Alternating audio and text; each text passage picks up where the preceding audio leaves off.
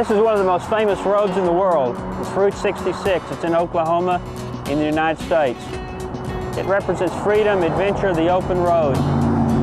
Tourists from all over the world still come to this road looking for just that. Sadly, it also represents a far less pleasant side of driving, one that was highlighted in the first driving safety video. It was on this very road that one of the most famous of all accident victims met his death. James Dean, the film actor, was just 24 when he lost control of his Porsche and shut the door on his future. Not to be a victim and not to harm others must be the goal of everyone driving for E&P. This applies whether you're driving for BP, to and from work, on leisure, really anytime you're behind the wheel of a vehicle. In order to achieve this goal, we need to improve our driving skills and knowledge. That's why during 2000 we introduced the Golden Rules of Driving Safety. These were derived from the company's experience of driving incidents, and they applied to all people driving on BP business. The introduction of these rules, along with a wide variety of locally developed and implemented procedures and practices, helped us to improve our driving safety performance.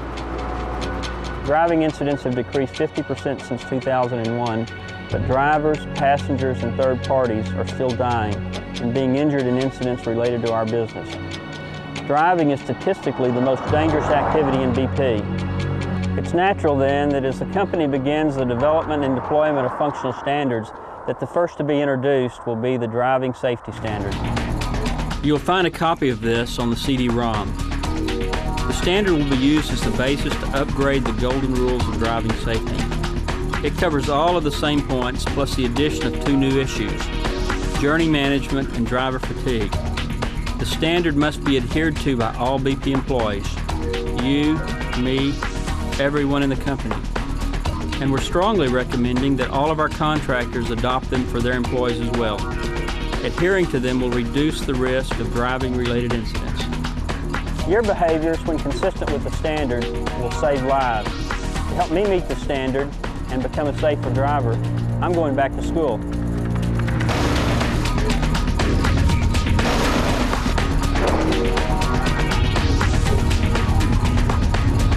I've come to Tulsa, Oklahoma to a very special school where I'll be meeting with Felipe Posada, the Colombian business unit leader. Felipe and I have experience of driving in different parts of the world, but we know that we can improve the way in which we drive, not just on country roads like these, but in all conditions. Schlumberger, like BP, operate worldwide and in all terrains. Anyone who drives for them must attend courses at one of their purpose-built schools. The man who runs this one is Derek Tate. Well, basically we're here to prevent crashes, vehicle crashes and the associated injury and loss that goes with that. We want to increase the awareness of the people that come through here. We want to make sure that we elevate their knowledge and most of all, elevate their confidence, get the confidence up, allowing them the opportunity to practice the newfound skills. That's exactly what we want to do. With the school at our disposal and the standard as a guide, the obvious place to start is with the first element. يجب أن تكون السيارة صالحة لأداء الغرض منها وأن تتم صيانتها بما يكفل عملها الآمن وأن يكون بها أحزمة أمان صالحة للاستعمال. Corrosion or looseness, if they are loose, you want to go ahead and make sure that they are tightened down, that the corrosion is taken care of. It's a frightening thought that when we do a lift in BP, we would inspect every piece of the equipment. However, most of us would jump into a vehicle and drive off without inspecting the vehicle on which our life and the life of other people depends. Equipment failure is a significant cause of driver incidents. In BP, about 20% of all driver incidents are attributed to equipment failure. Derek tells me that the checks that are necessary to carry out to understand whether the vehicle is safe can be conducted by any person. Right here is usually where I start. And the reason is I can go ahead, open the door, turn my headlights on. It's important that you check all lights: headlights, tail lights, brake lights, reverse lights, turn signals, and four-way flashers, okay? Look for things like your windshield wiper blade. We can check a tire. You want to make sure that there's even wear completely across the tread. As you walk around, you want to check your battery. You want to look at things like your hoses, your oil, you want to check it as well. You look at things like your belts. You don't want too much play on there, okay? Guys, as we approach the vehicle, we always approach from the front of the vehicle. يجب أن يطبق هذا الإجراء على كل المركبات بصفة دورية وفقا لنوع المركبة والبيئة التي تعمل فيها وطبيعة استخدامها. As I use the look, hold, step method, look, hold, step, I'm going to climb up and I'm going to check my windshield wipers. As I'm up here, I'll be checking for any loose wires. Slowly open the radiator. You should be all right on your fluid level. إلى جانب الفحص المنتظم للمركبة يجب على السائقين التأكد من أن المركبة تعمل بشكل سليم وآمن، سواء كنت تقود مركبة تابعة لشركة بي بي أو سيارتك الخاصة أو أي سيارة أخرى. إن لم تكن واثقا فلا تقد. المعيار الثاني ينص على ألا يتجاوز عدد الركاب ذلك المحدد طبقا لمواصفات الشركة المصنعة للمركبة. Hey, you guys coming to the house to see the game tonight? Yeah. Good. Hey, yeah, you can get in the back. I'm sorry, Terry. You're going to have to go to another vehicle. I have no room here for you. تجاوز عدد الركاب الموصى به للمركبة قد يؤثر سلبا على قدرة السائق على التحكم فيها، وقد لا تكفي أحزمة الأمان كل الركاب. You guys ready? Yeah. Okay, let's go. Just as exceeding the passenger limit is dangerous, so is an overloaded vehicle, or one with a badly secured load.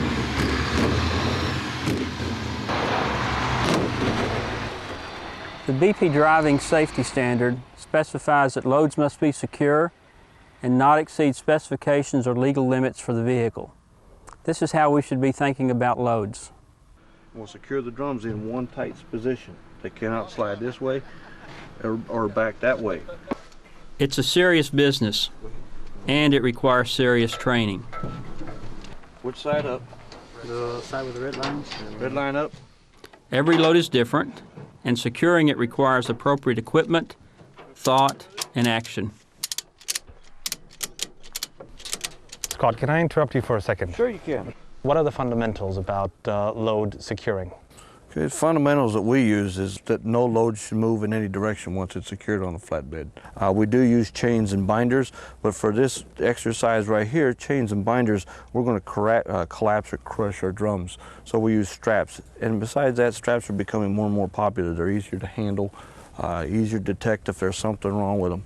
So what happens if, for instance, you don't have the optimal equipment that you need to do the securing? If I can't do it right and I don't have the stuff to do it right, then we're going to go find it or I won't move the load.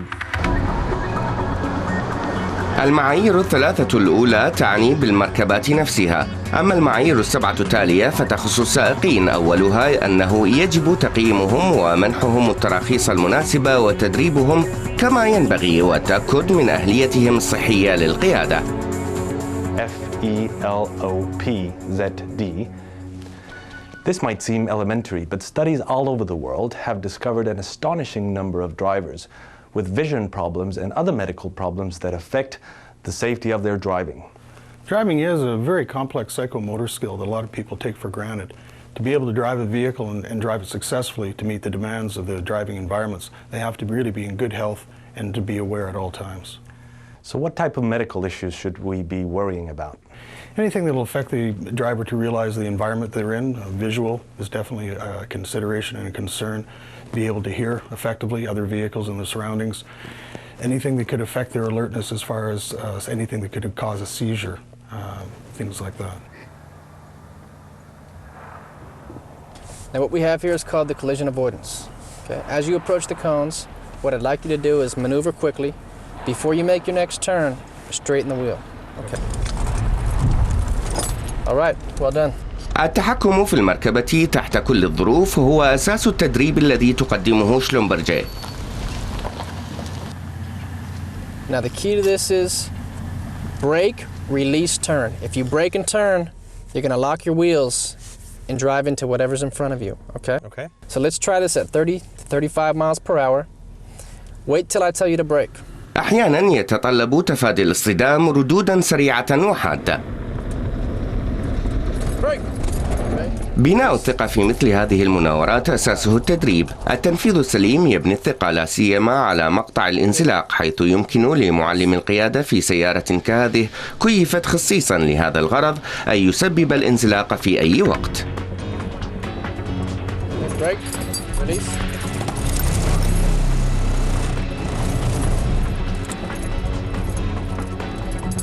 What happened there? What happened there is actually the vehicle started to skid. When the rear went to skid to the left, you need to turn in the direction of that skid. What you did is turned in the opposite direction. So is that the key to controlling the skid? Yes, it is. Now the key to the rear wheel skid is turning in the direction the vehicle is skidding, okay? So if the vehicle skids to the left, you need to turn to the left. All right? Okay. Let's go ahead and try this again. 28 miles per hour. Right.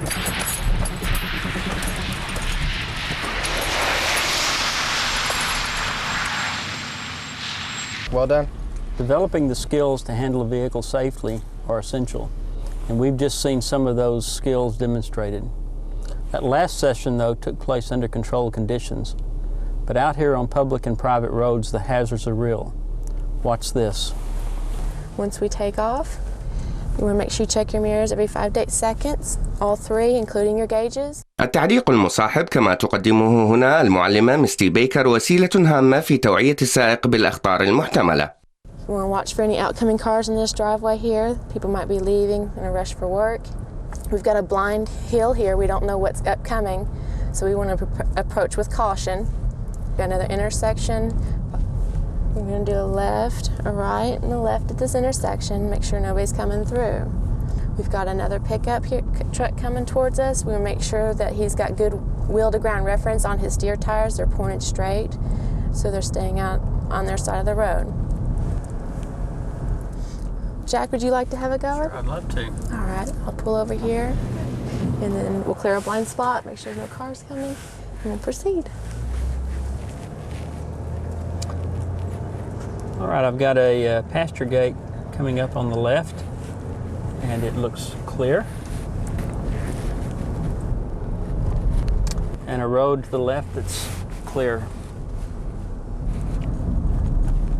We have a pickup made a turn and a gate on the left that's clear. Good. We just want to make sure that we always have our students stop behind the stop sign. Stop sign, okay, good. Good though. We have a bus stopped. We need to check to make sure there's no children. There don't seem to be any at the moment. We're going to veer to the right on the one-way road, please. We have an intersection and no one's coming against us on the intersection, although we have a car.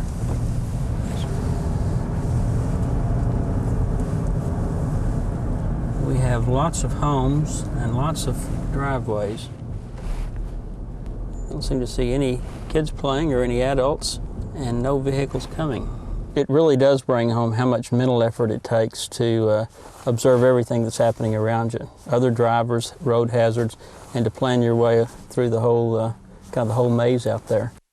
One of the other things I think it made very clear for me is there's no way you could carry on a mobile phone conversation while you're doing everything that you were asking me to do. Anytime you're in the vehicle by yourself or even with your family, you can demonstrate to them on how the different points and safety habits to use while they're driving. Just turn off the phone, turn off the radio, and the phone should be off anyway. That's right, this should be off, you know. Okay. That way you don't have it bothering you if it does ring. So, well, thanks, it was great. I learned a lot, and it really does bring home how much you need to focus on what you're doing when you're driving.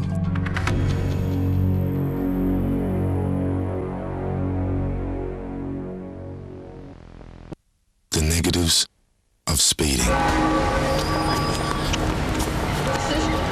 You kill.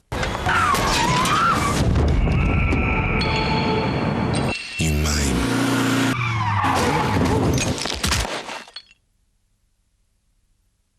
You disable.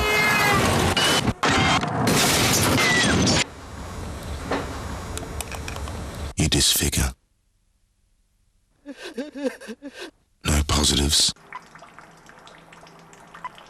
Just nightmares.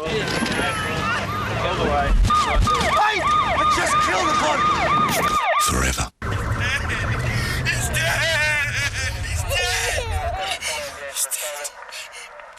exceed the limit by any amount, expect the worst.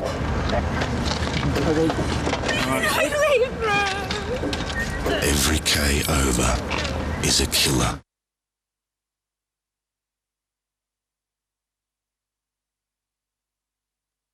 I think we've seen that in order to read the road, spot hazards, anticipate the actions of others, and avoid them requires real effort and concentration, real focus on what we're doing. In order to build these confidence, it'll require real practice on our part. المعيار الخامس ينص على ضرورة أن يكون السائقون مستريحين ومتنبهين. أعراض الإرهاق معروفة ويمكن تعريف السائقين بها والإجراءات الواجبة في هذه الحالة. We stay in stage 1 about 5 minutes. Then we drop on down to what's known as complex. That you find the driver must be alert. It's a critical factor. A driver is not alert and acts in very much a similar way as a drunk driver out on the highways. We need to realize that it is a biological fact, fatigue, that we need to deal with. Upstream industry over the years has sometimes been a little bit cavalier and further, farther, higher, faster. But most definitely it's something that we do recognize now, and we need to educate our people. So what are the basic rules? Basic rules, pre-planning, definitely. But even before pre-planning will be an education to allow people to realize that there's certain levels of certain times of the day that fatigue is a real issue. Between 3 and 6 a.m., between 1 and 3 p.m. are two critical times, and we need to manage our alertness during those times. So what are the type of symptoms we should be watching for? When the person's driving down the road, if they notice that they tend to have a fixed stare, the blink rates tends to slow down, which they may or may not notice right away, but what they probably will start to notice is the vehicle may start to wander. Their speed slows down, they become gradually a little bit slower. Surprised. Anything that comes out of the blue, if you will. They're surprised at an event, a vehicle comes out of nowhere, they catch up to a vehicle quickly, notice a pedestrian unexpectedly. Those are some very key indications. And what should I do if I all of a sudden see the symptoms coming? Stop. As soon as you recognize the symptoms, stop your vehicle, side of the road where safely possible, and get out and walk around. Get some fresh air, get the blood circulating. Don't proceed until you get some rest.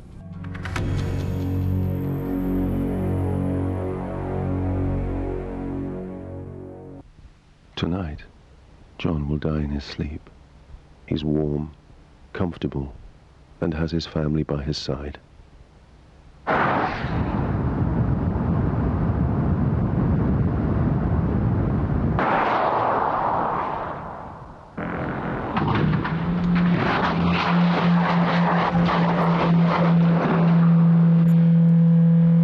Think. Don't drive tired.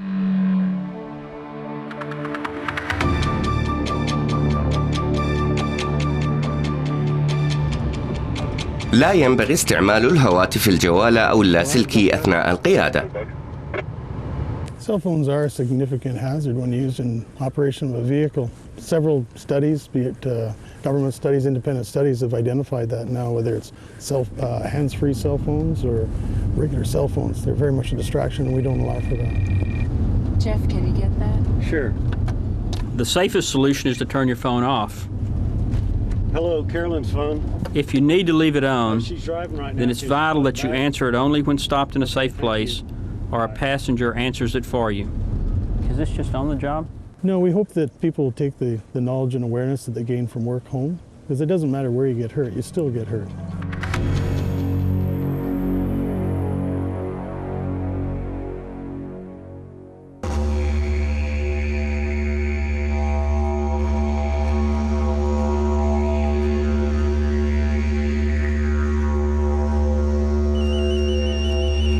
Hello?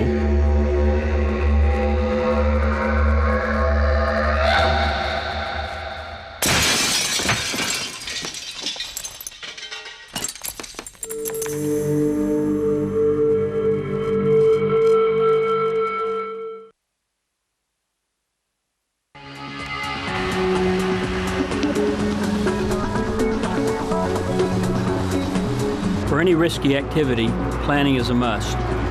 The standard on this subject states, in specific high-risk countries, risk of the journey must be assessed and journey risk management plans put into place. Mitsubishi number 3, leaving camp for the recorder, 0 passengers on board. Driver name is Ken, over. Mitsubishi 3, Ken driver, no passenger going. In the varied terrains and conditions that E&P work in, failure to assess the hazards involved in a journey could place a driver and any passengers in a high-risk environment that could result in loss of life. If you were to do a trip across the desert or across a big mountain range, you would probably plan the route. However, would the principles that apply there be relevant and make sense in, say, for example, commuting into a city or taking the kids to a football game? Reflecting back on the lifting safety program, think of all the time that went into identifying the hazards and finding a way of mitigating them. When we drive, the hazards are changing all the time. So how can we plan our trip effectively? Well, the first thing you want to ask yourself anytime you're going to plan a trip, doesn't matter where it is ask yourself, is this trip really necessary? Do I have to go? Is there another way of doing this? Do it by email, telecom, whatever. And if that's possible, do it that way. So once I've done my assessment and I come to the conclusion that the trip is necessary, how do you do it? The next step is, once you've determined that the trip is necessary, then you do a road hazard assessment.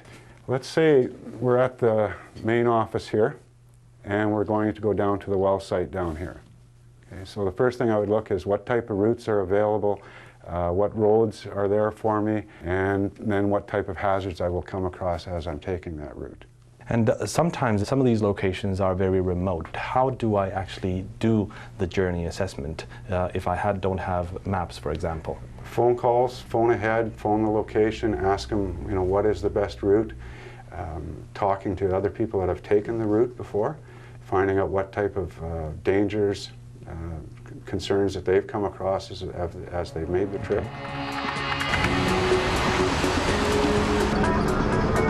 يجب أن يسبق أي رحلة تخطيط جيد لأنسب الطرق، ففي قطاع التنقيب والإنتاج يقوم السائقون بملايين الرحلات كل عام، وأحد النقاط الهامة في خطة كل رحلة هو موضوع المعيار التالي: يجب ربط أحزمة الأمان في جميع الأوقات طالما السيارة متحركة. I believe that using seat belts is vital, but not everybody does. This, the Schlumberger condenser, can change your mind. This is just 5 miles per hour, but the impact is painful enough. I don't think I need to say anything else about drivers using seat belts, but the standard also says that we need to have passengers wear their belts also, and it's your responsibility if you're a driver to make sure this happens. All of the passengers in this bus from the Egypt BU survived because they were wearing their seat belts. Do you need any more convincing?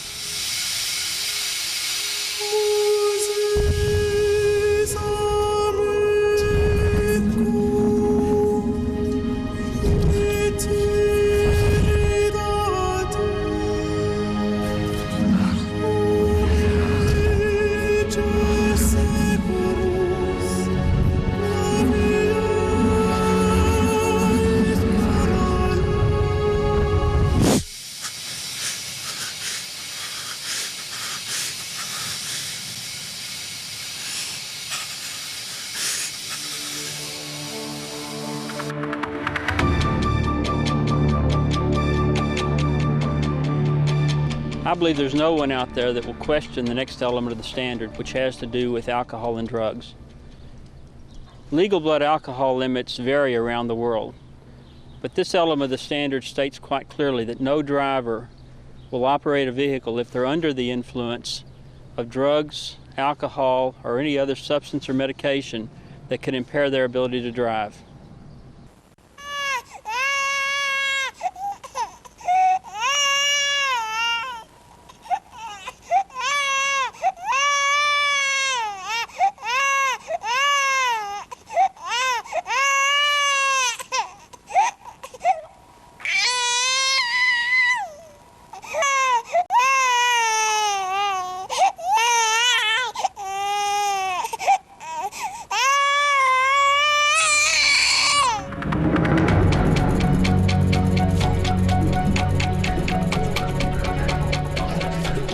standards for the use of seat belts and the non-use of drug and alcohol seem obvious. So does this.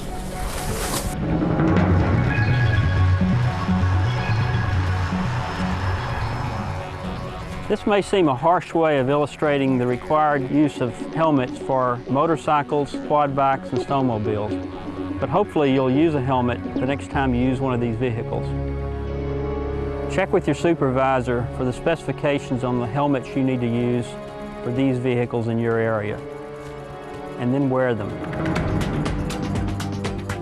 So, you've seen Jack and me working through what will become the revised BP Golden Rules of Driving Safety, resulting from the new Driving Safety Standard.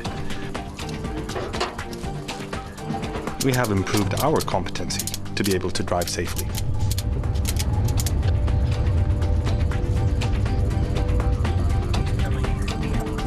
Just on the intersection of the car.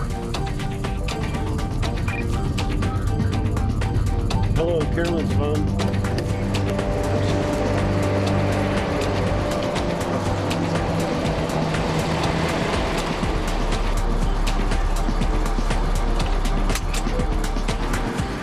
All the impact appears to have been on the near side. For me, these new rules, when followed, will significantly reduce the risk of me being a hazard on the road and the potential of me to cause loss of life of my own and of others who may be traveling with me. These rules will also help me to pass on best practice to people I work with and to people who are close to me. You now have a copy of the new BP Driving Safety Standard. Felipe and I, with the help of Schlumberger, have given you examples of what skills you need to develop or enhance to meet the standard and be a safe driver. In the next phase of the driving immersion, you'll be tested on your knowledge of driving safety. In the interim, refresh your knowledge and practice your skills. It could well save your life.